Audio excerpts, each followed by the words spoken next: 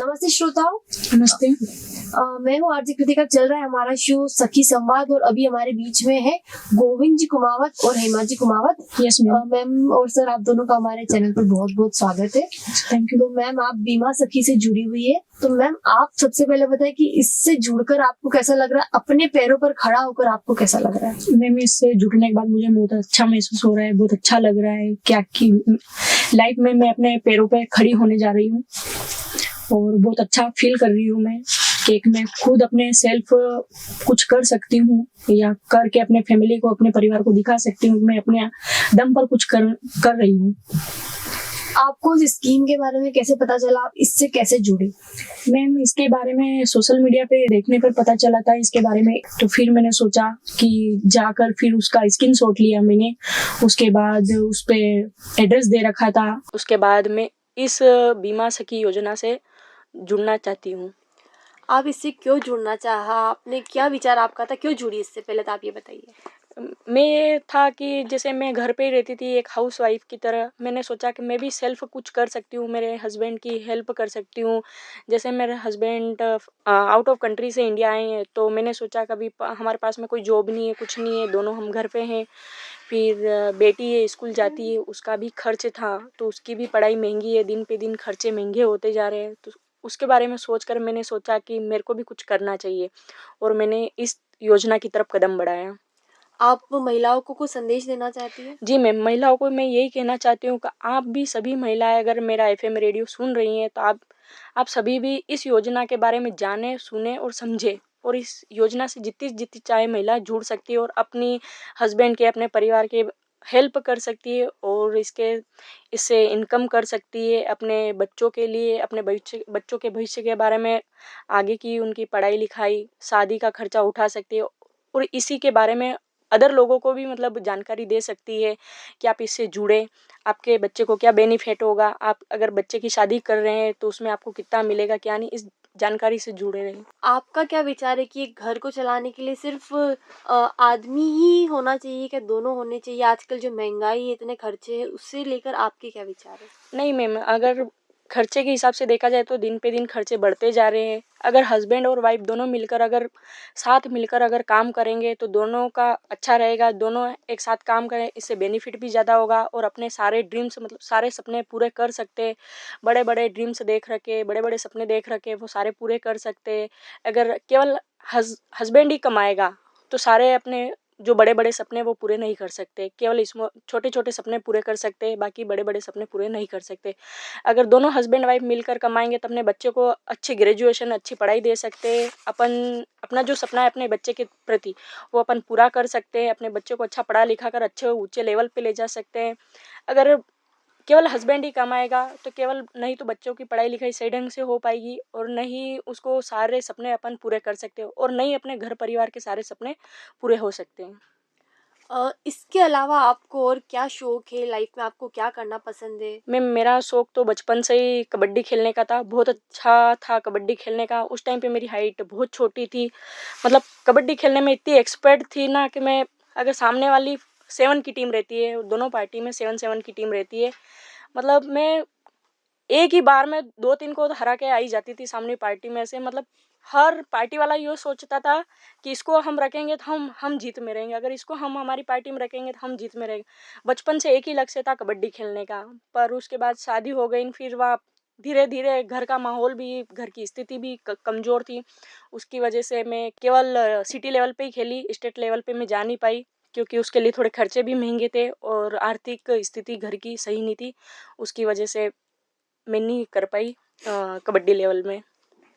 तो आपका सपना था कि आप स्टेट लेवल पर जाए, जी। पर थोड़ी पारिवारिक परिस्थितियां सही नहीं थी जिस वजह जी से। मैम, घर की पारिवारिक स्थितियाँ नहीं सही नहीं थी जी। और 12th पास करने के बाद पापा की डेथ हो गई थी। जैसे ही 12th पास किया।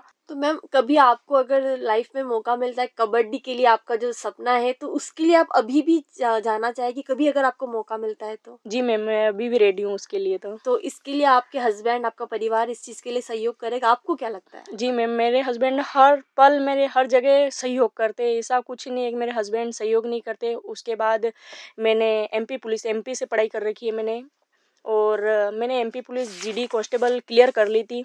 उसमें सारा मतलब क्लियर हो गया था मेरा। उसके बाद घर पे जॉइनिंग लेटर आ गया था, पर मेरी थिंकिंग मेरी एक फ्रेंड थी, वो उसने क्या थोड़ा रोना वोना कर दिया कि तू चली जाएगी मैं रह जाऊंगी। तो मैंने सोचा कि चल छोड़, दोनों अपन एसआई की तैयारी।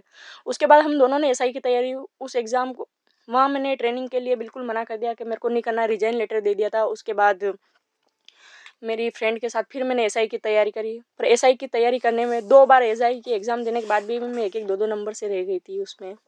उसके बाद उसके पहले सन 2013 में मैंने सीआरपीएफ क्लियर करी थी, पर उसमें वेटिंग में नाम था, उसकी वजह से उसमें नहीं हो पाया था। जी, जी। जी, ओके मैम। तो अभी हमारे साथ में गोविंद जी कुमावत है जो हेमा जी के हस्बैंड हैं। सर जी। आपका बहुत-बहुत स्वागत है हमारे चैनल पे।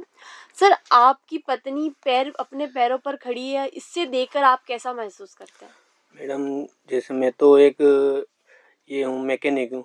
मैं मैकेनिक का काम करता हूँ। काफ़ी टाइम हो गया मुझे मैकेनिक का काम करते हुए, कम से कम 16-17 साल हो गए। छोटी सी एज में से ही कर रहा था, पढ़ाई भी कम ही करी। मेरे 2 भाई, एक भाई और एक बहन भी है, मम्मी है, पापा है, खेती है, सब है। तो क्या है कि मेरे पापा थोड़ा काम नहीं करते थे घर पे, तो सारा काम लोड बड़ा में था तो मेरे पे पड़ा। पढ़ाई भी छोड़ी, फिर काम सीखा। काम करते करते करते करते काफ़ी टाइम मैंने काम किया। काम सीखने के बाद मैं बहुत सारी कंपनियों में आउट ऑफ भी जा रहा, बाहर भी जा रहा हूँ। इंडिया की यूँ समझ लो कि 40% में घूम लिया हूँ। राजस्थान ज़िले के, अपने इंडिया के हर जी, ज़िलों जी। में काम करके आ चुका हूँ। उसके बाद मैं धीरे धीरे बढ़ता रहा। फिर मेरी शादी हुई, तो मैंने बोला ओके, जैसे भी चल रहा वैसे चलने दो। फिर ये बोले मैं पढ़ाई कर रही हूँ, पढ़ाई भी चलने देनी है, पढ़ाने भी जाती हूँ। जैसा आपको अच्छा लग रहा है वो करिए, मुझे कोई तकलीफ नहीं है। ये इसके हिसाब से घर चल रहा है। मैं फिर उसके बाद मैंने बोला मेरे को आउट ऑफ जाने का है इच्छुक। तो ये बोले कि अगर आपको इच्छुक है जा सकते हो। तो मैंने बोला कि वीज़ा वगैरह करता हूँ, करो, कोई मुश्किल नहीं है। फिर मैंने वीज़ा वगैरह दोस्त के थ्रू लगवाए, तो उसमें मेरा सिलेक्शन हो चुका। फिर मैं यहाँ से गया, 4 साल वहाँ पे करके आया। फिर ये बोल रही मैं अभी अब जॉब करना भी चाहती हूँ, कुछ काम करना चाहती हूँ। फिर मैंने बोला अभी मैं बाहर कर रहा हूँ, अभी थोड़े दिन रुक जाओ, मैं आऊँगा जब देख लेंगे, घर पे आऊँगा उसके बाद करते हैं दोनों मिलके कुछ ना कुछ। तो अभी फिर सर का इन्होंने ऐड देखा वगैरह, जैसे भी कॉन्टैक्ट नंबर मिला, फिर इन्होंने कॉन्टैक्ट किया। फिर हम सर के ऑफिस गए थे, ऑफिस जाके बातचीत करी। फिर इनको अच्छा लगा। मैंने बोला करना है तो ओके, अभी आज ही करो, नहीं करना है तो बाद में जी। नहीं करना है, बार बार नहीं आना जाना नहीं करना है। तो बोला ओके डन है मुझे। तो उसी टाइम सर से जो भी फीस, फाइल, पेपर वगैरह जो भी जमा करने थे हमने हैंड टू हैंड जमा किए और ज्वाइन कर लिया सर के साथ। ओके। सर आप तो जैसे इन्होंने बताया हेमा जी ने कि आप अपनी पत्नी को पूरा सपोर्ट करते हैं हर चीज़ में। कई बार क्या होता है कि बहुत से पुरुष ऐसे होते हैं, उनकी जो थिंकिंग होती है ना वो यही होती है कि पत्नियां हैं, जो बीवी है वो घर के कामों तक ही सीमित रहे, वो बाहर नहीं जानी चाहिए। तो आप उन ऐसे पतियों को क्या कहना चाहेंगे अपनी तरफ से? मैडम, उनको मैं ये कहना चाहता हूँ कि अगर वो अकेले ही कर सकते हैं तो फिर पत्नी की क्या ज़रूरत है। पर ठीक है, अगर उनका कोई सपना हो सब पत्नी का। वही बोल रहा हूँ हाँ। ना, अगर उनका सपना ही है तो फिर उनको भी तो करने दीजिए ना। अगर आपका आपका सपना था, आप तो कर रहे हो, बिल्कुल। बीबी का सपना है उसका आप पूरा नहीं करने दे जी। रहे, फिर उसको लाने की जरूरत कहाँ है। आप तो वो पहले उनकी सोच समझिए कि उनके दिमाग में क्या चल रहा है, क्या नहीं चल रहा है। वो हमारे लायक, काम करने लायक, बाहर जा रही है, काम करने लायक है नहीं है, शाम को घर पे आना है, जाना है, किसके साथ बैठना है, किसके साथ उठना है, वो कहाँ बैठ रहे हैं। आप उनका तहकीकात करिए, उसके बाद देखिए कि वो कर सकती नहीं कर सकती, फिर आप उनके ऊपर कुछ ऑप्शन रखिए। तो आपका ये मानना है ना कि पत्नियों को भी आगे बढ़ने में पति का बराबर सहयोग बराबर होना बराबर चाहिए। होना चाहिए। आपको लगता है कि किसी भी घर को चलाने के लिए पति और पत्नी दोनों की हिस्सेदारी बराबर होनी चाहिए या फिर सिर्फ पति की होनी चाहिए? ऐसा आपका क्या मानना है? मेरा तो दोनों को 100% मिलके काम करना चाहिए। जी। 99 भी नहीं, 100%। तो सर कई बार क्या होता है कि घर के काम करने में पुरुष जो होते हैं ना वो असहज महसूस करते हैं, कि बोलते हैं कि घर का काम है मैं क्यों करूं। मतलब ऐसे बहुत बार ऐसी थिंकिंग होती है। अब जब घर का काम महिलाएं कर रही, वो बाहर का भी देख रही, तो पुरुषों की भी हिस्सेदारी होनी चाहिए घर के कामों में। ऐसा आपकी क्या विचार है? मेरा विचार है कि अगर पुरुष बाहर का ही काम कर सकता है तो महिला घर का करती है, तो पुरुष बाहर का छोड़ के घर का करके दिखाए ना, एक हफ्ता ही महिला को भेजो बाहर काम करने के लिए, पता चल जाएगा ना। खाना बनाना, रोटी सब्जी वगैरह, बर्तन सब करना, तो मालूम चलेगा उनको भी कि घर का काम कैसे होता है, महिलाएं कितना कष्ट झेलती है। चूल्हे पे रोटी बनाना, लकड़ी लाना खेतों पे जाके, गायों को चारा लाना, भैंसों को गोबर उठाना, एक हफ्ता ही करके दिखाए देना। सर आप बहुत सही। मैम आपके जो हस्बैंड इन्होंने बताया कि बीच में आप दोनों दूर हो गए थे। जी। तो मैम उस समय आपकी कंडीशन मतलब क्या चीज़ें थी, आपके क्या किन किन परिस्थितियों का कभी कुछ सामना करना पड़ा जब आपके हस्बैंड बाहर चले गए जी थे? मैम, मेरे को तो उस टाइम पे मेरी गुड़िया उस टाइम पे तो बहुत छोटी थी, मतलब बेबी नहीं हुआ था उसके पहले ही आउट ऑफ निकल गए थे। फिर बेबी होने के बाद मतलब गुड़िया 4 साल की होने अब आई हैं, तो 4 साल में इंडिया आए हैं। पर उस टाइम पे मैंने बहुत सारी चीज़ें मैनेज करी, अकेले मार्केट जाना, अकेले बच्ची को डॉक्टर को दिखाना, हर चीज़ मतलब मैंने अकेले मैनेज किया। उस टाइम पे मेरे पास किसी का सपोर्ट नहीं था। और फैमिली में ऐसी कंडीशन में बहुत हो जाती है कि मतलब अगर बेटा नहीं रहता है तो सास भी चाहती है कि इससे मेरे को क्या काम है, मतलब सास की थिंकिंग भी अलग हो जाती है कि मेरा बेटा तो यही नहीं है, तो मतलब वो भी अधिकतर फैमिली वाले लोग भी सपोर्ट नहीं करते उस टाइम।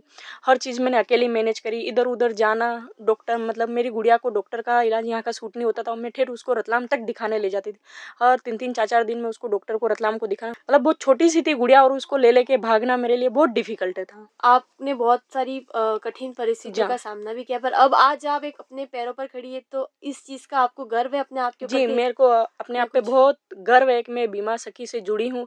पर एलआईसी के बारे में मेरी थिंकिंग बहुत गलत थी पहले। बहुत मेरे हस्बैंड भी बोलते थे पहले एलआईसी के बारे में कि अपन तेरी एक आधी पॉलिसी करवा देते हैं, तो मैं इन पे चिढ़ जाती, गुस्सा होने लग जाती थी कि अरे क्या होता है इन बिना काम के पैसे बिगाड़ने, इन्हें कुछ नहीं होता है। इन्हें बहुत सारी कंपनियों के बारे में सुना था पहले, पैसे ले लेती है और कंपनियां मतलब डूब जाती है, इन्हें इधर उधर निकल जाती है, पैसे ले लेके भाग जाती है।